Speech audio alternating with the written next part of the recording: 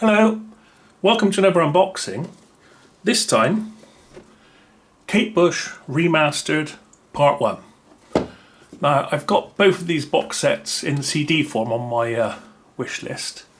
I've already got all Kate Bush CDs, but hearing that the people that have remastered these, is it, what are they called? Not Das Boot, I'm thinking of the film, something like that. But anyway, they were the guys that remastered all the Pink Floyd CDs, and they're pretty good. So I'm hoping that these have been just cleaned up a little bit, and from what I gather there's no extras, it's just the discs as were, but I think in the second one there's a lot of extras. And this has had quite a few moans on Amazon about really poor packaging and what have you, so we'll have a look and see. But you know, the music's the main thing, but of course in this day and age we all expect extras, don't we? Catch, there we go, catch that bit. So this is now on her Fish People label. Now I was one of the lucky ones that went to see her at Hammersmith. I got tickets. We were actually about 6 rows back, right in the middle. We had a really good seats.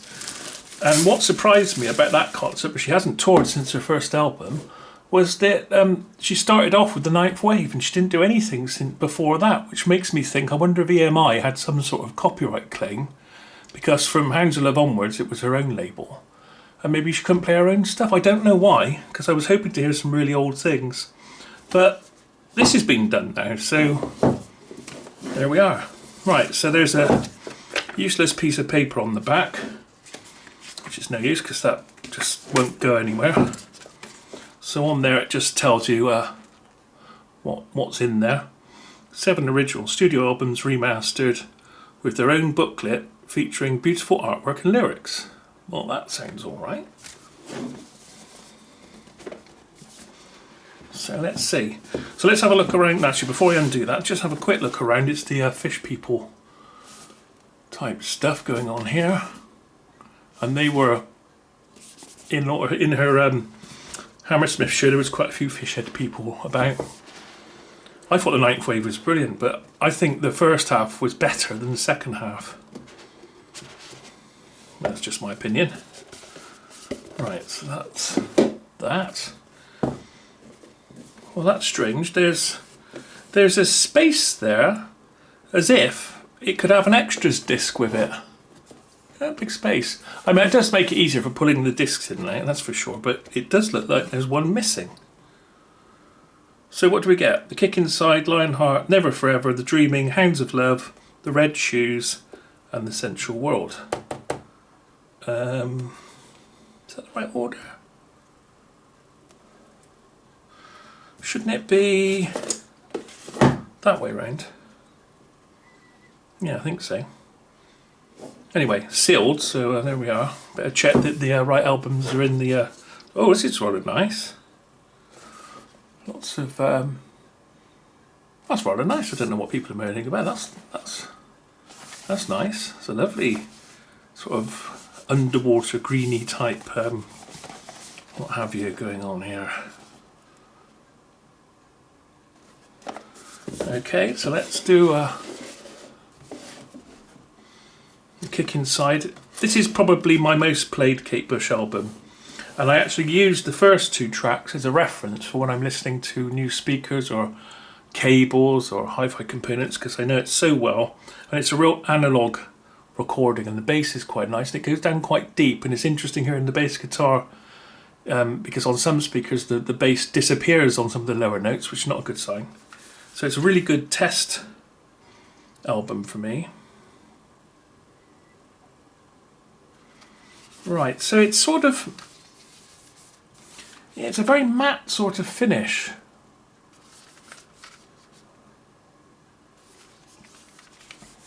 Well, there we are. You look like an angel sleeping off at a station where you're only passing through. Oh, right, so there's completely different artwork on the CD itself. So now got Fish People.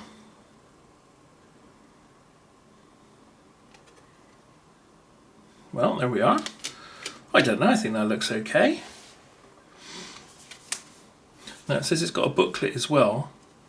So let's see. mean, yeah, this is more than I... Oh, you get all the words, like you did on the album.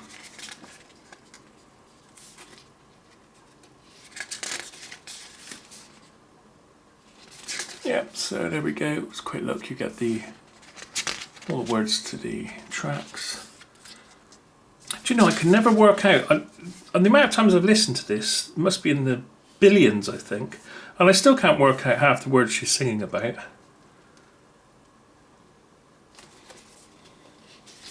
Yeah, well, there we are. So there we go. So I'm going at this sort of speed. You may wish to forward to your favourite album or not, as the case may be. And of course, these first two albums came out very, very quickly. Less than the space of a year. I think only about 9 months, as far as I remember, between them. Because she wrote all these. Oh, that's nice. She wrote all these really from the age of 15 onwards. So she already had all these songs to make 2 albums from when she started off. I think she didn't tour because some people took the piss out of her miming. She's always been a great fan of miming and actually had her most favourite, what's his name, Lindsay Allen was it? Had him actually on the original tour, going across with a scarf held on wires, looked like he was being held back by the wind. Was it Lindsay Kemp? Someone will remember for me. So I think it's yeah, it's a very matte sort of, well, at least they're all the same. So, you know, you've got some uniformity here. Yeah, it's a very matte sort of finish, everything.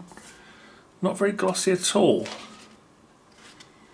Maybe that's what people are not liking, because you certainly get things with each album. It's not as bare as what I was led to believe, because this is new in here. This is a close-up of the cover, up here somewhere. I think this is okay. You know what it's like with box sets, you never get plastic containers in box sets, you always get some sort of, because you've got your outer protecting one anyway. Oh look, I've already put that in the wrong way round there.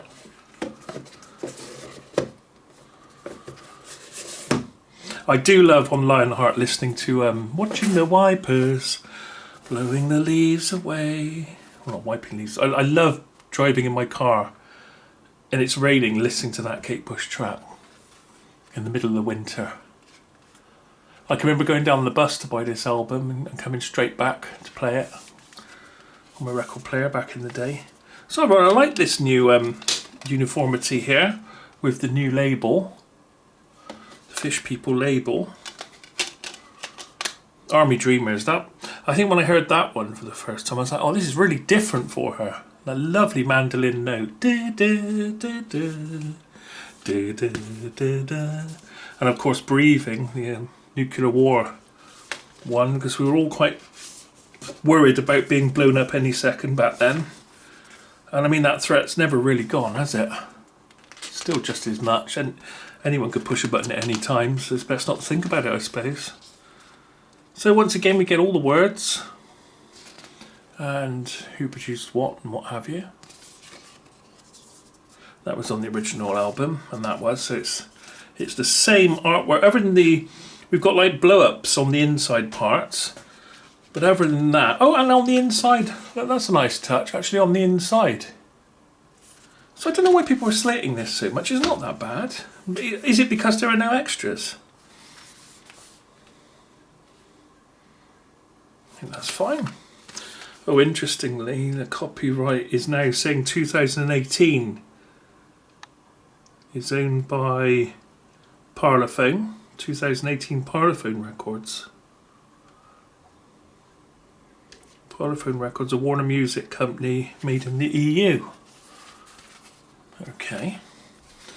So, I mean, I've only bought these for the sound quality. I mean, will these replace my CDs that I already have or not? Oh, what a brilliant album this is. Hearing that choir boy and all the love and this Houdini track. With your spit still on my lip, you enter the water. And the drums as this all starts off, sat in your lap. Quite satanic, a lot of this, actually. Really good album, this one. I could never get fed up of hearing this. God, it'd be really hard for me to pick a favourite because the Kick Inside's been a part of my life since the mid-70s. Well, and I bought them all as they've come out. So I've obviously had the Kick Inside the longest, but I don't know. Some days I could say The Dreaming is my favourite album. And some days I could say it's Kick Inside, but then I think about the Central World and the lovely bells, and then of course there's the Hounds of Love, the Night Wave. It's very, very hard to pick a favourite Kate Bush album. I don't think I'd like to be pinned down actually on that. So here we go, we get all the words again. And who's playing what.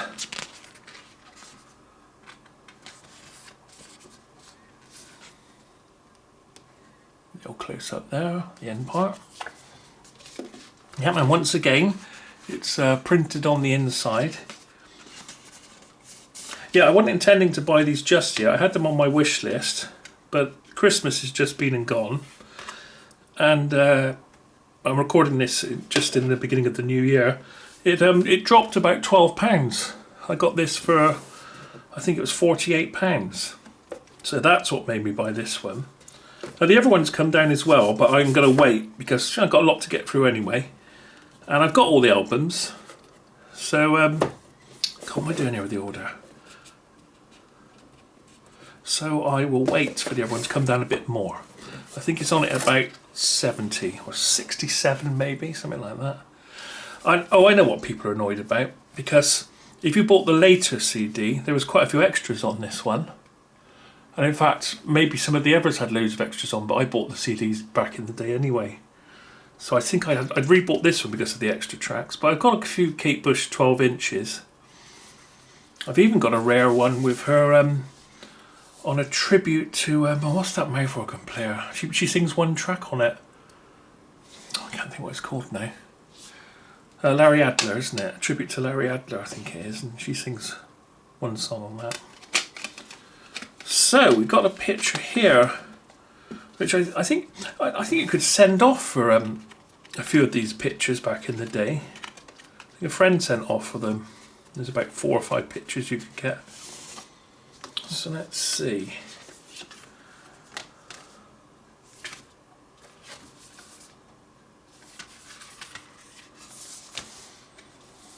Never really liked this photography session very much.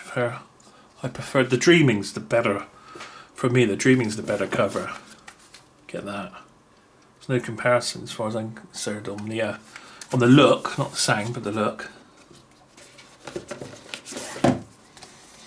Yeah, so they've all got this matte finish, non-glossy, sort of maybe a vinyl silk at a push. I'd say that's a bit more matte than vinyl silk.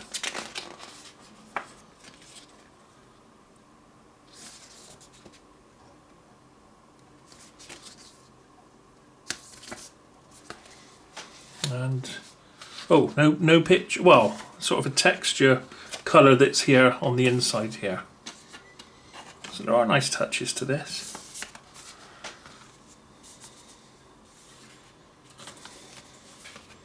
Funny they opted for this opening out because you could have printed most. Oh no, actually you couldn't have, could you? Not all the words.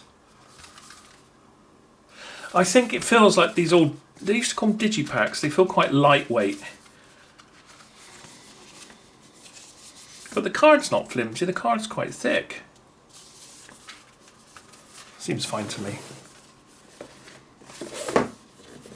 Yeah, so after hearing all these reviews about not very nice looking, no extras, what have you, I can live without the extras, that's fine. I don't mind the albums as they originally came out.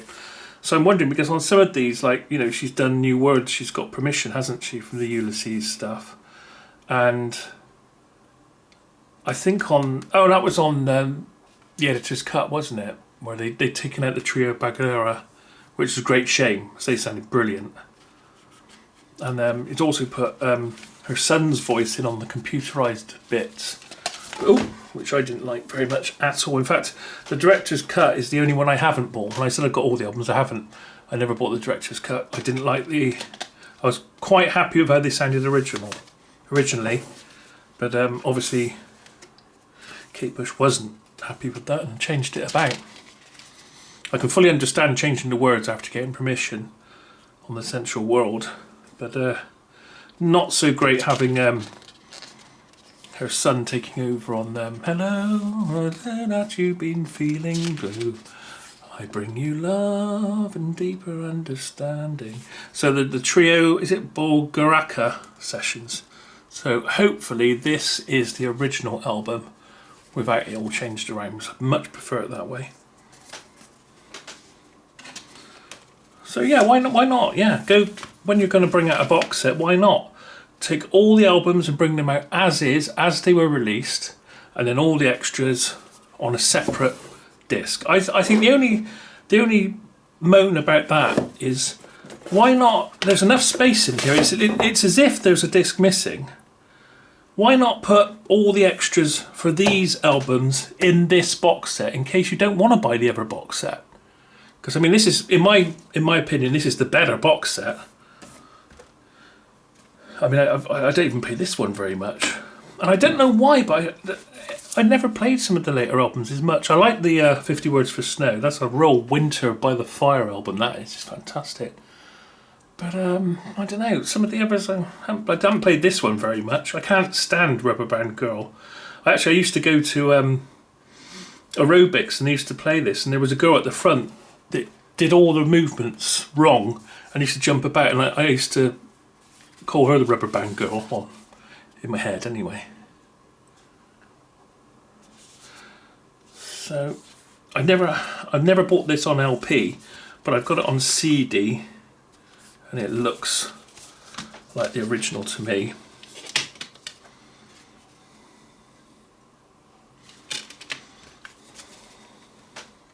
Yeah, so the one moan, there's room for an extras disc. There are extras on quite a few of these in different versions. Should have put an extra disc in here to make that more complete. So all the albums separate and then a bonus disc. There's space for it there.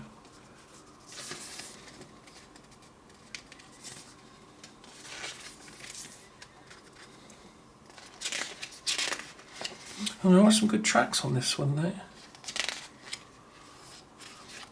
Have you ever seen The Red Shoes? I guess a lot of people probably have. That. Was it 1949? I mean, I've never seen ballet made that good, because obviously it wasn't just watching on the stage, the camera followed it through in that lovely section where she dances The Red Shoes, and it's sort of, you get introduced to the characters, then the actual Red Shoes is performed, but you don't see it just on the stage. The camera follows it through a sort of much bigger stage as it goes on and on through layers and layers. A wonderful film.